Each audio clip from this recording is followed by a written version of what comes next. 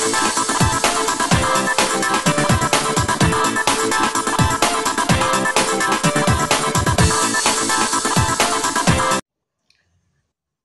jumpa lagi kita dengan Cak Ompong. Bagaimana Bapak Ibu sekalian serta para sohibulani? Tentu dalam keadaan baik.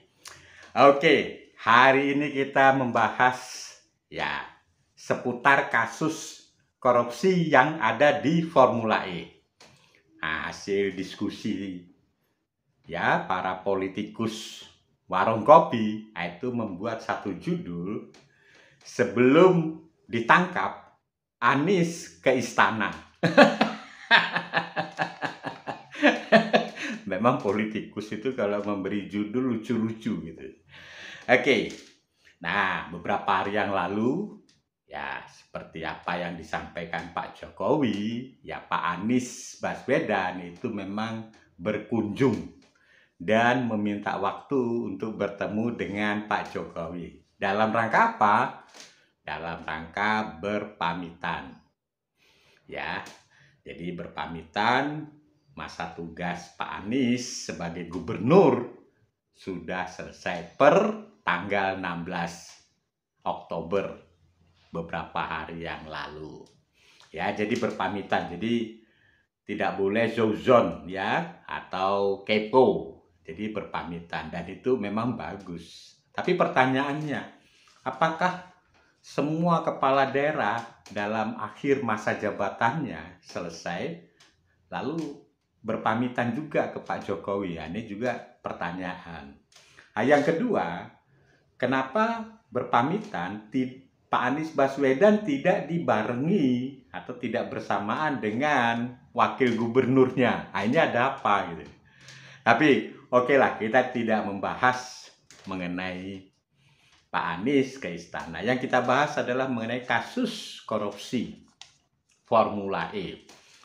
Nah, Cak Ompong mulai dengan sejarah sampai ya diselenggarakannya Formula E di Jakarta. Jadi memang pada tahun 2019 itu Pak Anies berkunjung ke Amerika Serikat ya, bertemu dengan CEO Formula E dan mendiskusikan dan menawarkan agar perhelatan Formula E bisa diselenggarakan di Indonesia.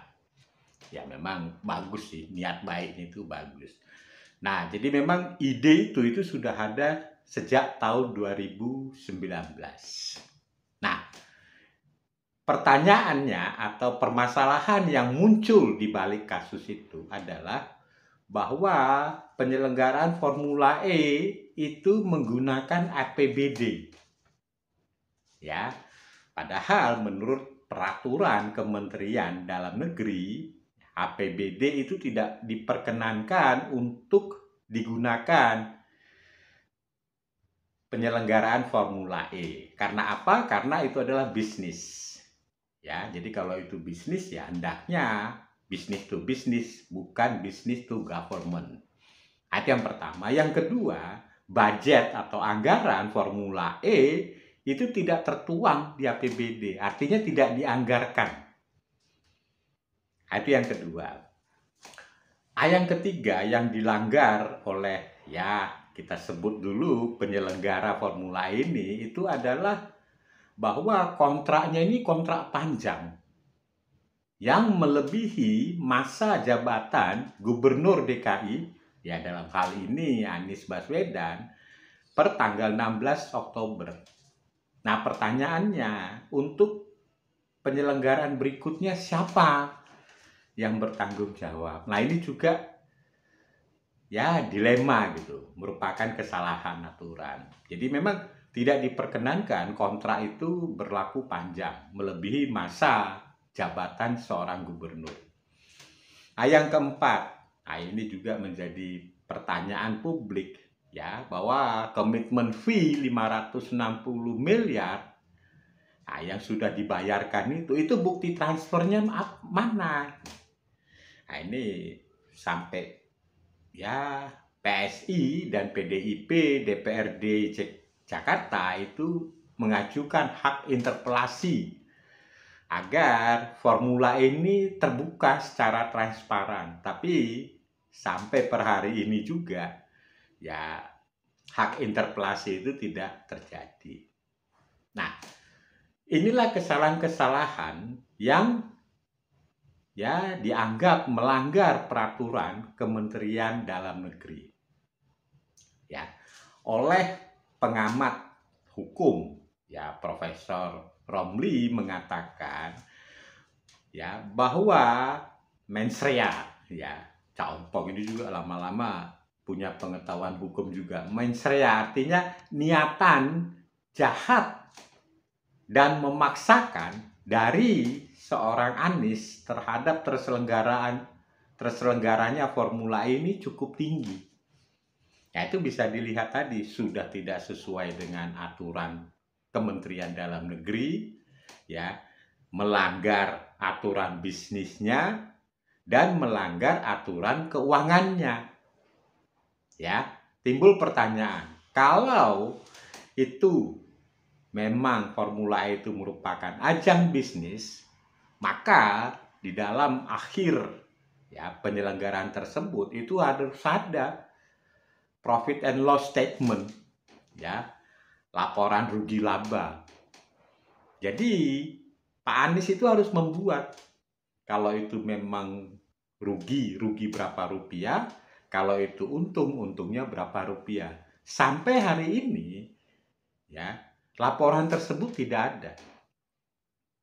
Oke. Nah, kalau itu memang APBD dan itu dinyatakan rugi, nah ini bagi orang hukum dan orang ekonomi, ya, kerugiannya itu berapa besar? Ya, akibat dari penyelenggara formula ini. Nah, isu yang sudah santer bahwa KPK sudah berkunjung ke BPK. Jadi tinggal kata kuncinya yaitu adalah berapa kerugian ya negara akibat penyelenggaraan Formula E ini. Nah, bagaimana tindakan korupsinya, di mana letak kesalahan ya sehingga ini diasumsikan korupsi, nah itu nanti adalah pihak penyelidikan berikutnya. Tapi bahwa ini melanggar aturan, ya Anies Baswedan itu dengan jelas sekali bahwa penyelenggaraan formula ini sudah melanggar aturan Kementerian Dalam Negeri, aturan bisnisnya karena laporannya tidak ada, ya, terus aturan mengenai penggunaan keuangan negara, ya, jadi banyak yang dilanggar. Nah, sehingga orang melihat bahwa kasus ini adalah kasus yang sangat ya tidak transparan. Padahal ya di pemerintahan Pak Jokowi Ma'ruf itu birokrasi itu dibuat sedemikian rupa sehingga segala sesuatunya transparan. Ya, tentu kasus korupsi ini akan berdampak langsung kepada pencapresan seorang Anies. Ya, tapi ada hal yang tidak benar, yaitu framing yang dibuat bahwa kasus Formula ini adalah kasus untuk menjegal seorang Anies. Ah, itu salah. Karena kasus Formula E itu jauh hari sudah ada sebelum Anies dideklarasikan sebagai capres oleh Partai Nasdem. Ah, tapi bagaimana? Ya kita tunggu saja. Ya kalau menurut saya, kalau itu memang melanggar aturan ya ditangkap saja. Jadi KPK juga tidak usah berbelit-belit ya. Karena di sini juga dituntut bagaimana KPK itu juga transparan. Oke, sampai jumpa lagi kita dengan Cak Ompong.